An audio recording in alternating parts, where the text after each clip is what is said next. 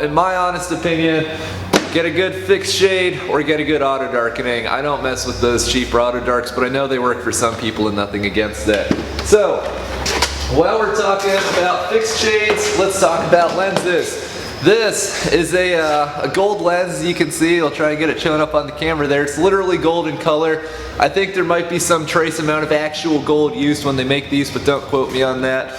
And the advantage of these is they make the puddle show up in a nice orange gold color, as you can guess. And it's really easy to see and it's very easy on your eyes compared to the green color. Now, the best gold lenses I've used are from a company called OKI Bearing, B-E-R-I-N-G. You usually can't find those in local welding supply stores, at least around here. Big box stores, forget about it. Pretty much have to track them down online. That's another point. Hobart and Lincoln both sell at aforementioned big box stores little flip helmets. Try not to buy one of those things. They absolutely suck. I've owned both of those actually, and they both fell apart on me in like a week. Another lesson is it's really best not to buy welding supplies from big box stores. Go to an actual welding supply store, or do what I do most of the time and just buy them online. You'll pay the same amount, or in many cases much less, and you get a much better product for it. In order to use either of these helmets, the first thing you're going to want to do is put on a good pair of safety glasses. The reason for this is that because a welding arc produces two types of light, from my understanding of it, and I'm not a scientist or anything. There's a large quantity of basically harmless light, which can only hurt you because of the sheer volume of it you're looking at. And then there's harmful UV light, which these will protect you from. So if you do flash yourself, yeah, you'll be seeing the spot in your eyes or whatever, that big bright spot. But a good pair of safety glasses should protect you from the actual harmful light. So aside from a little bit of instant pain, there shouldn't be too much, if any, actual damage. I've been welding for, well, 7 years now, and I haven't lost any of my eyesight or anything. So if you are careful, you'll be set. Now, safety glasses, this goes back to the don't buy things from big box stores if you can help it. These are some 3M safety glasses. I've been using these lately. I really like them.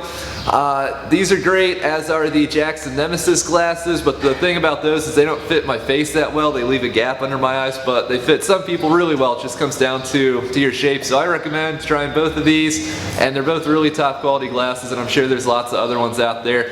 Again, try not to get the big box store ones, because for either of the glasses I just discussed, you can buy them for like $3 a pair online. And if you go to your local big box store, expect to pay $6 to $9 for knockoff versions of them that don't hold up nearly as well, and they probably don't protect you as well. So once I got my safety glasses on, what we'll do is we will loosen the headband a little bit. On these Jackson 870 headgears, you pretty much just turn this little knob here. You can hear it click. On some helmets, actually this isn't really a helmet. This is a Hypertherm face shield. They make these for plasma cutting. This, you have to push in the knob and turn it, and this is the other common style. I don't really have a preference one way or the other, honestly, but some people do. These are the two most common types of adjustment. So what you'll want to do is loosen this a little bit, put it on your head like such, and then you tighten it down until it's on there. Don't like reef down on the thing or anything, unless you're wearing a hat. If you're wearing like a knit hat or anything like that, if it's cold out, then you might want to tighten down a little bit and compress the hat, because otherwise when you nod your head, your helmet goes flying. I've had that happen more times than I'd like to admit. So with a good welding helmet like this, especially in the flip style, when I raise this, it's really smooth, and then it stops, and then if I push it a little bit more, there's a click. Like there's a firm, you can feel it click right there, and that's what holds the helmet up, because if I don't take it that far, it'll just kind of flop back down on me.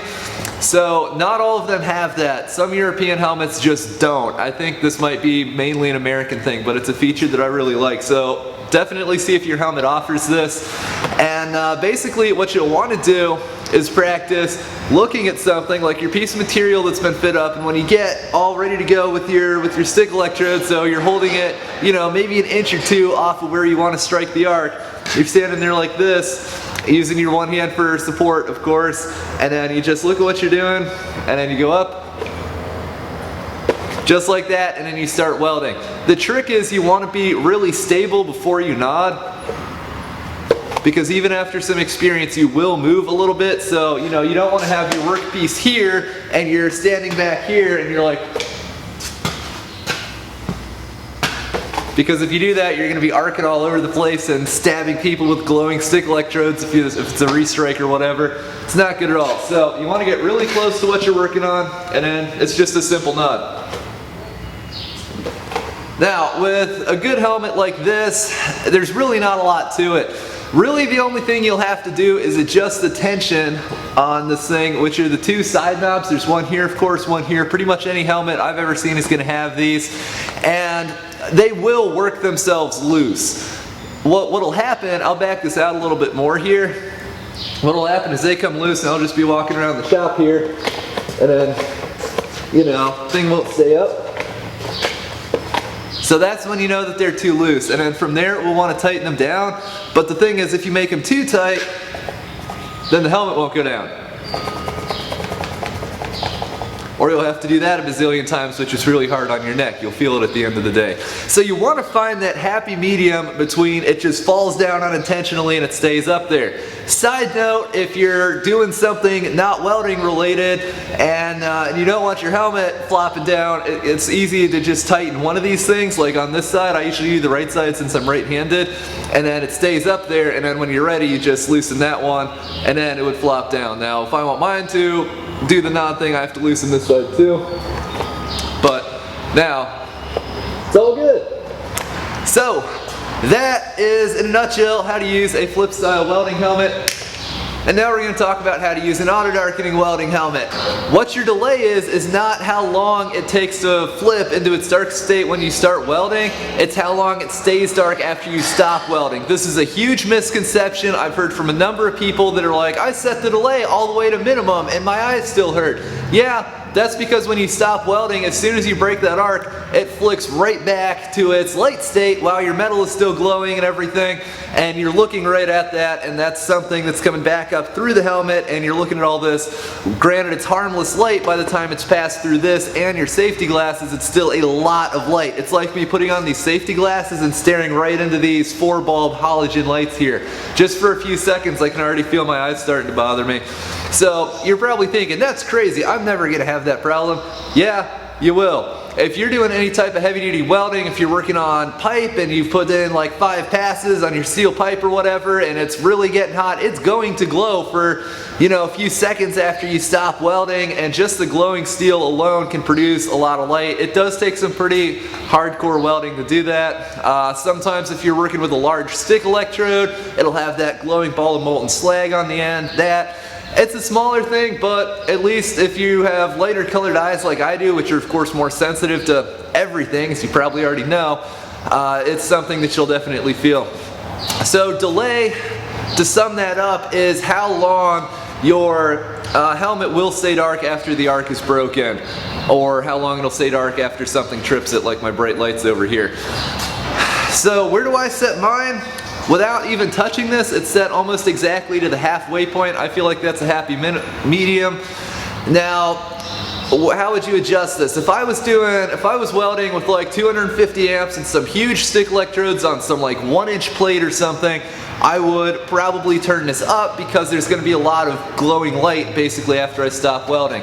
I would turn it down if I was working on something that doesn't glow, like maybe some aluminum, and I was needing to go from one part to the next, because with the delay up, you stop welding one part and it takes a second or two for it to come back to its light state, and then you look at your other part and then you start. Camera stopped there, don't know why.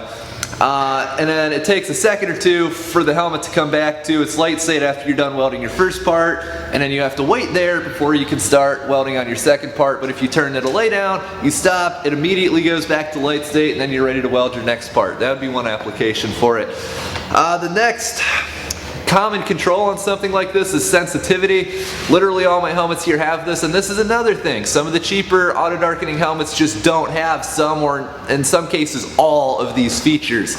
The sensitivity, as you can probably guess, is what it takes for the helmet to go dark, how much light it takes for it to go dark.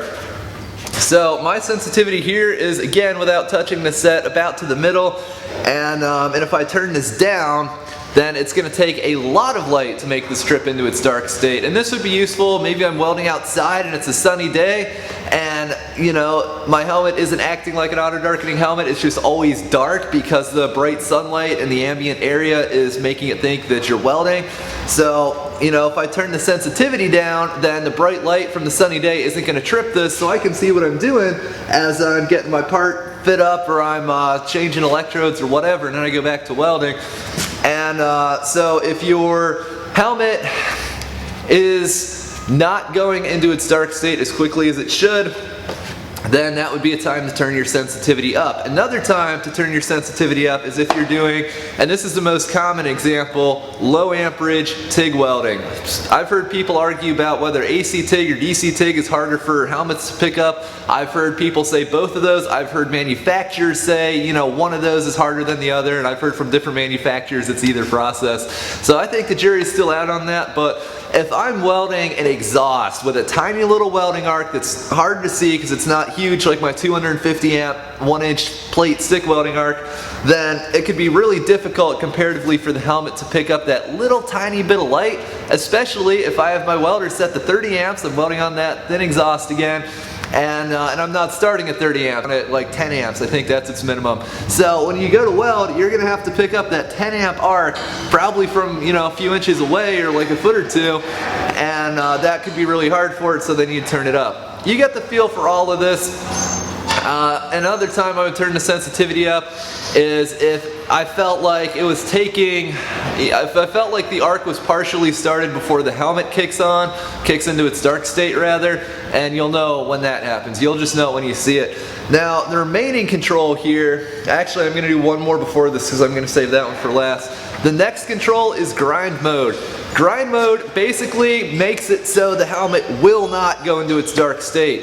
Now, it would be used most commonly when you're grinding a piece of material and all those sparks produce light, and the helmet picks up on those and it thinks you're welding, so it kicks into dark state, but then you can't see what the heck you're grinding on. So, if we activate our grind mode button, which on this is literally just a button you push, there's usually, again on the nicer welding helmets, something that will tell you it's in its grind mode. This one has this tiny little LED which flashes, and you think that would be annoying, but it's so far up here in your viewing area that you don't actually see it unless you're looking for it. I think it's a really good feature.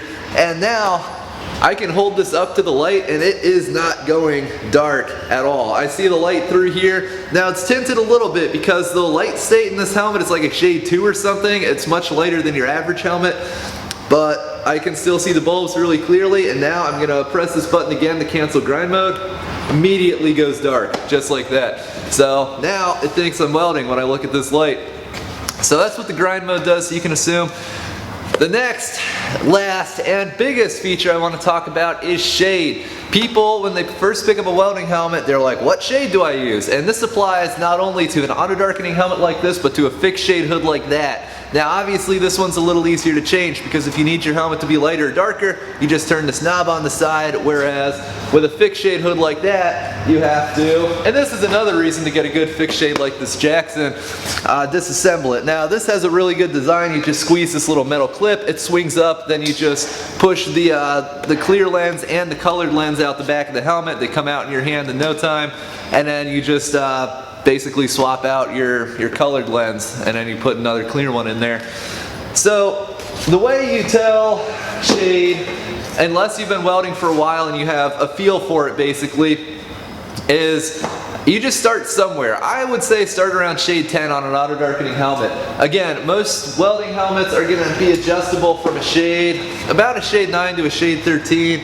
This one is 8 to 12, so somewhere around there. It just depends on the manufacturer, and that's for welding mode. I don't want to make this too complicated. Some have a cutting mode, like for torch cutting, which is shade 5, but we're not paying attention to that. Most welding modes are going to be about 9 to 13, or in this case 8 to 12. I'm sure somewhere there's a 10 to 14. It just depends on what the manufacturer feels like making. And what I would do if I was just starting welding is I would set it to shade 10 because that's a really standard shade. I believe this helmet here comes with a shade 10, this fixed shade hood. When you get it, there's a shade 10 in there. Most helmets are like that. So the shade 10, it's a nice middle ground, and if you can't see what the heck you're doing, you know, maybe you're welding on an exhaust at 30 amps. There's not a lot of light there, so you'd want to use a really light shade for that, maybe as low as like a shade 8 or so. You know, if you got your shade 10, you can't see your tiny little TIG welding arc at 30 amps or whatever, then you'd want to go down a shade. However you do that, maybe you turn a knob, maybe you switch lenses. And you keep going down until you can see what you're doing really well, but it doesn't hurt your eyes. Now, let's say I grab that shade 10 and then I grab some 1/4" stick electrodes and I start welding at 250 amps or whatever. My eyes are gonna hurt really fast because that's gonna be blinding, literally a blinding amount of light coming in. So, in those cases, what you'd wanna do is turn it up. Now, it's just, like I said, it's one of those things you'll just have to get a feel for. You start welding, if you can't see, go down. If you're getting in a ton of light, you can see everything around what's going on, and your eyes are starting to feel fatigued, then you go up a shade, and eventually you get a feel for it. Usually what I do is I leave my helmet set around 10 to 12, and it works for about everything. Now some welding helmets, like this one here, this is the E684 from Optrol. They sent this out so I could try it out. This has basically an automatic shade selection on it, so I've got it set to N, which is normal. This is a normal amount of light for things, and without touching anything, if I weld on an exhaust at 30 amps, it'll go down to, let's say, a shade 8. I'm guessing off the top of my head here. And then if I immediately go over and do that heavy duty stick welding, it'll go all the way up to its maximum shade if that's what it needs. So you don't really change anything. You just, in my case, set it to normal. Maybe if I like a little bit more light so I can see what I'm doing a little bit more and it doesn't bother my eyes, I'd set it to -1. The opposite of that, maybe I have super sensitive eyes, in which case I'd set it to +1. It's a cool feature. I'm still trying it out. I'll maybe make a review of this at some point if I get around to it and if that is in the works. So this isn't very common though. This Optrol is actually the only helmet I've seen that has that feature. Someone else probably makes it and I'm just not aware of it. That literally wouldn't surprise me at all. In fact, to be honest, it would surprise me more if that wasn't the case. So, hopefully that's about everything. We talked about the 2 different common styles of hoods. We talked about the 3 controls that the AutoDarks have, how to set your shade, and the importance of safety glasses. So I hope this video has helped you guys. I know it's kind of long and rambling, but hopefully you got some good information and saved yourself a little bit of eye pain. And have fun, stay safe. Don't forget to rate, comment, and subscribe if you like this video. Hope to see you around on the channel.